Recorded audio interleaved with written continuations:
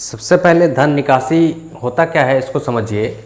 धन निकासी का मतलब होता है कि जब किसी देश का धन किसी उत्पाद के रूप में हो, चाहे किसी भी रूप में हो, इन्वेस्टमेंट के रूप में हो, उत्पाद के रूप में हो या निर्यात के रूप में हो, है ना, इस प्रकार से किसी दूसरे देश में जाता हो ताकि उसका जो लाभ है ना भेजने वाले देश को प्रत्यक्ष अथवा अप्रत्यक्ष रूप से कहीं दूर दूर तक प्राप्त नहीं होता हो, तो ऐसे धनों के निर्गमन को, निष्कासन को जो है धन निकासी कहा जाता है। धन जा तो रहा है लेकिन उसके बदले में भारत को कुछ मिल नहीं रहा था। होता क्या है कि जब किसी देश का दूसरे देश के साथ कुछ अंतर्राष्ट्रीय समझौता या संबंध होता है या व्यापारिक गतिविधियां होती है तो कुछ प्रोडक्ट का जब निर्यात होता है तो उसके बदले में वहाँ से कुछ आय प्राप्त होती है, या यहाँ से कुछ इन्वेस्टमेंट गया, रुपया गया तो उसके बदले में कुछ लाभांश प्राप्त होती है, ब्याज प्राप्त होती है। तो इसको धन निकासी नहीं कह सकते, क्योंकि इसमें जो है हमारा धन गया है तो उसके बदले में कुछ उत्पादन आ रहा है। लेकिन अगर यहाँ का धन किसी न किसी तरीके से बाहर जा तो रहा हो लेकिन उसके बदले में कुछ, है ना, लाभ नहीं आता हो, सिर्फ जा रहा हो, कहीं जा कर के जमा हो रहा हो और यहाँ का धन खाली होता जा रहा हो, इसको ही धन निकासी कहते हैं। और इस चीज़ को लेकर के अंग्रेज़ों ने बहुत सारे तरकीबों को अपनाया। हाँ, जैसे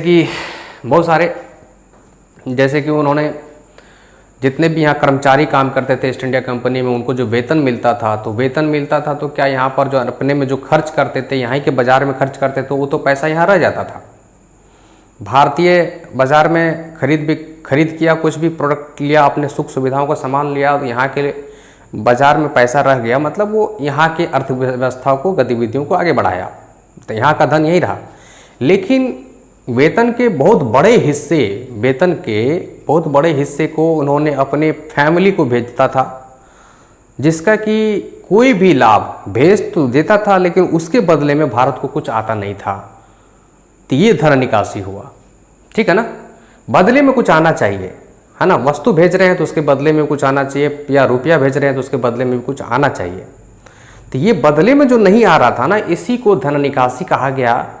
और इसी को लेकर के जो है दादा भाई नौरोजी जैसे लोग, एम.जी. राणा जैसे लोग, आर.सी. दत्त जैसे लोग जो है धन निकासी का सिद्धांत को दिया और कहा कि किस प्रकार से भारत के धनों को जो है ईस्ट इंडिया कंपनी, है ना, जो है यहाँ से निचोड़ करके यहाँ से पनसौखा के तरह सोख ले रही है और वहाँ जा कर के टेम्स नदी में निचोड़ दे रही है। एक स्टेटमेंट भी है, मेंस में पूछा गया सवाल भी है ना, यूपीएससी में भी पूछा गया है कि ईस्ट इंडिया कंपनी के हाथ एक ऐसे स्पंज लगे कि उस स्पंज से गंगा के पानी को सोखा, पनसौखा, स्पंज मतलब पनसौखा, गंगा के पानी को सोखा, है ना, जितना कैपेसिटी थी, जितना हो सकता था एकदम भरपूर मात्रा में 100% सेचुरेशन के साथ जो है उसको पानी को सोख लेता था और उसी पानी को, पनसौखा को जो है ब्रिटेन में ले जा कर के टेम्स नदी में निचोड़ दिया जाता था। देखिए, एक सवाल तो है पानी के संदर्भ में, लेकिन यहाँ पर सेंस समझिए वो क्या कहना चाह रहे हैं। ये स्टेटमेंट को ही जो है यह एक किसी व्यक्ति का स्टेटमेंट है कि जो है स्पंज से यहाँ गंगा के पानी को सोख करके टेम्स नदी में निचोड़ दिया जाता था और यह सिलसिला जारी थी। इसका मतलब है कि यहाँ के धनों को एकदम जमा कर करके और ब्रिटेन में ले जा कर के जो है उसको जमा करता था, है ना। ये जो गतिविधियां थी अंग्रेजों की, ईस्ट इंडिया कंपनी की, यही धन निकासी का सिद्धांत, धन निकासी कहलाया। और इसी को लेकर के जो सिद्धांत दिए ये लोग, आखिर किस प्रकार से वो लोग जो है धन का निकासी कर रहा था, तो एक तो वेतन के रूप में, दूसरा जो पहले अंग्रेज आते थे तो यहाँ पर कुछ प्रोडक्ट लेकर के आते थे, यहाँ देते थे, बदले में सामान ले जाते थे। लेकिन जब यहाँ पर उनको जो है राजस्व वसूलने का अधिकार मिला तो फिर वो क्या है, यहीं के धनों से अपना लाभ कमाया, उसी लाभ से फिर वस्तु खरीदता था, फिर उस वस्तु को ब्रिटेन भेजता था, वहाँ के बाज़ार में बेचता था। तो उससे जो मुनाफा होता था तो भारत को तो आया नहीं, ठीक है। तो उसको तो लगता था हमने यहाँ पर खरीद लिया है और यहाँ का चुका दिया है, यहाँ का ठीक। और वहाँ जाकर के वो मुनाफा कमाया तो उसमें तो भारत को कुछ लाभ नहीं प्राप्त हुआ, तो ये धन निकासी हुआ। कुछ कर्मचारी जैसे भारत के राज्य सचिव और उनके जो 15 सदस्यीय जो कमेटियां होती थी, परिषद, उस परिषद में जो कर्मचारियां होती थी, भले लंदन में बैठा हुआ करता था, तो उसको भी वेतन यहीं के खजाने से जाता था, तो वो धन का भी कोई हिसाब किताब नहीं, कोई लेखा जोखा नहीं। उस धन, लेखा जोखा होता भी है मान के चलिए, तो उस धन से भारत को फिर दूसरा कोई लाभ तो नहीं मिल पा रहा है, निकासी हो रहा है, उसके बदले कुछ प्राप्ति तो नहीं हो रही है।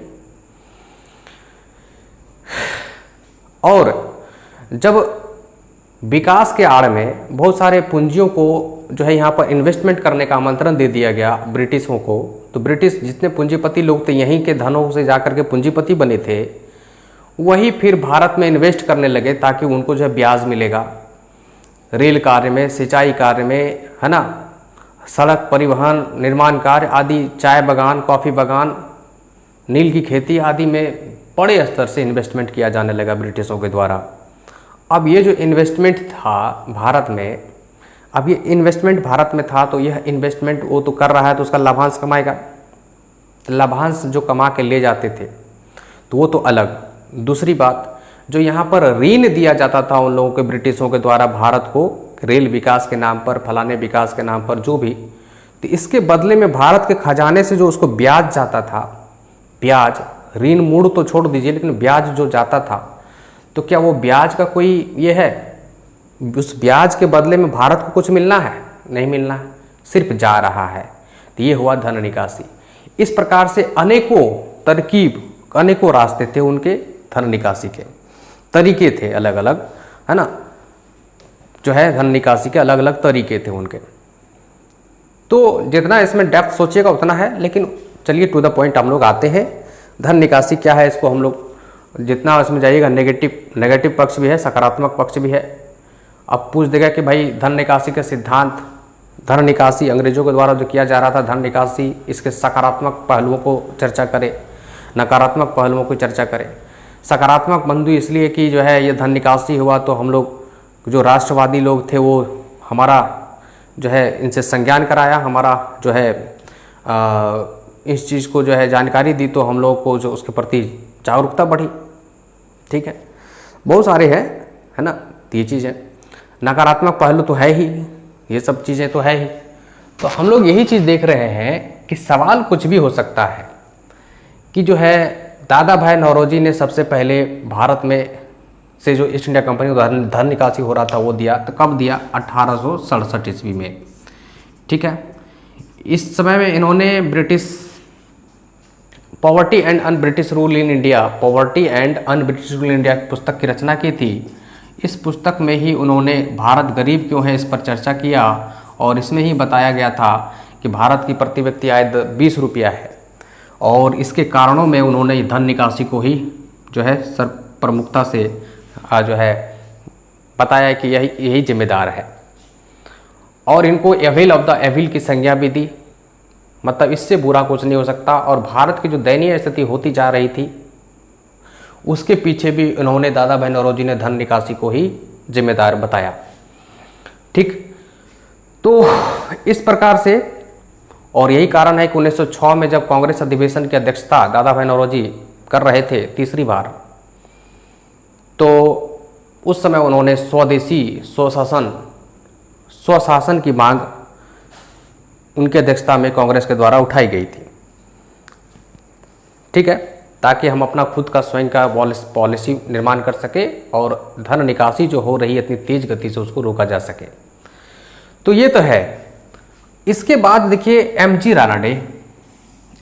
रानाडे जो है 1872 ईस्वी में इन्होंने भी धन निकासी का सिद्धांत दिया।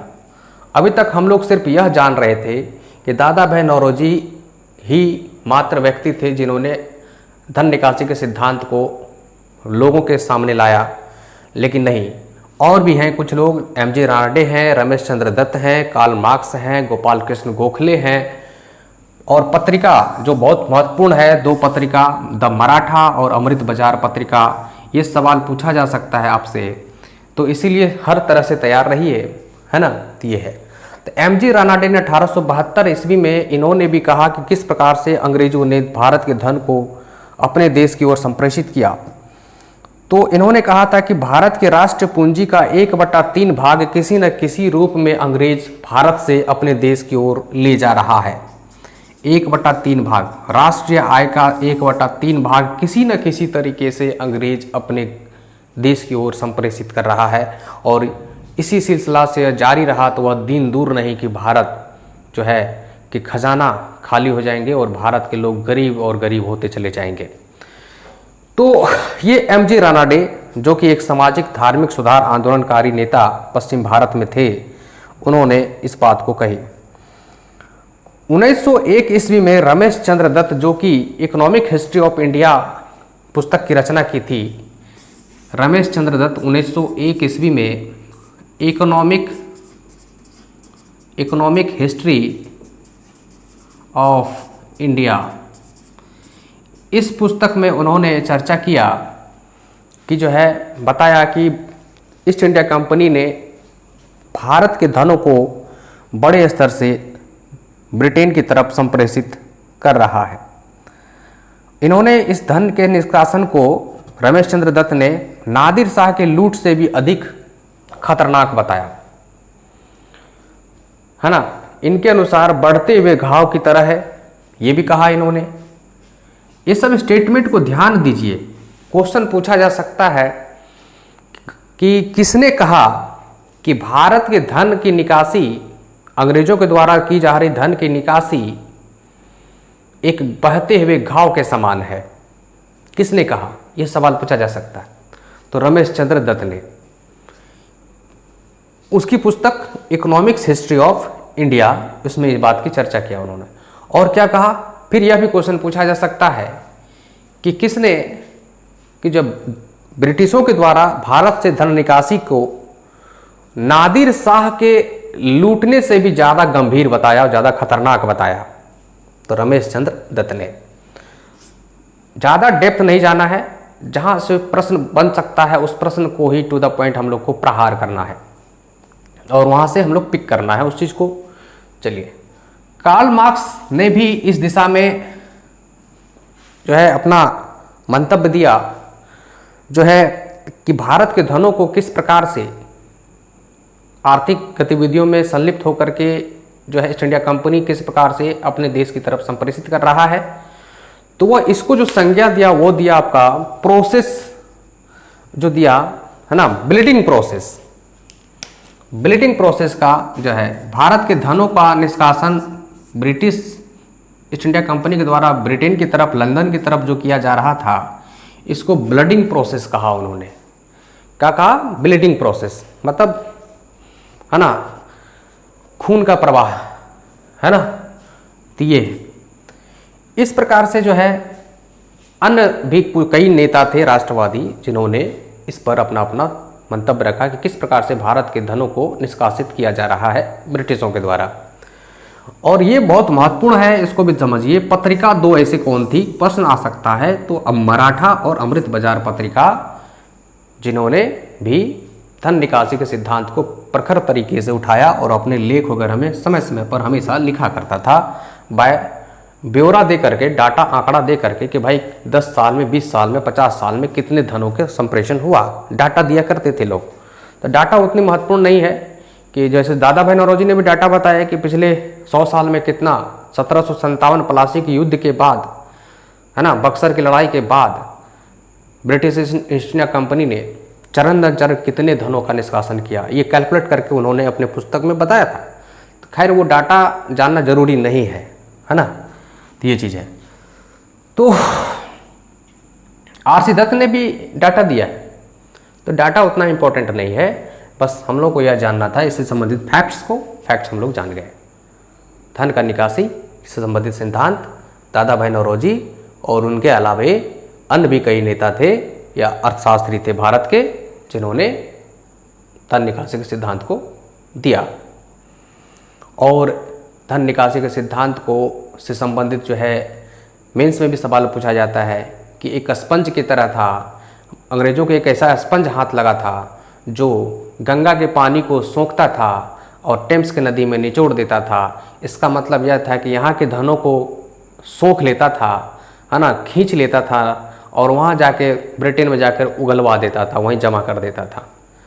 ठीक है, तो ये चीज़ है। लिखने के लिए तो बहुत बात है, उसमें बहुत बातें को लिख सकते हैं। ठीक, तो ये है। हम लोग ये भी जानते हैं मराठा किसके संपादन में होता था, अमृत बाजार पत्रिका किसके संपादन में संपादित होता था। तो यह टॉपिक कैसा लगा ज़रूर बताइएगा कमेंट करके। धन्यवाद। अगले टॉपिक में हम लोग अगले विषय लेकर के आते हैं। थैंक यू, धन्यवाद।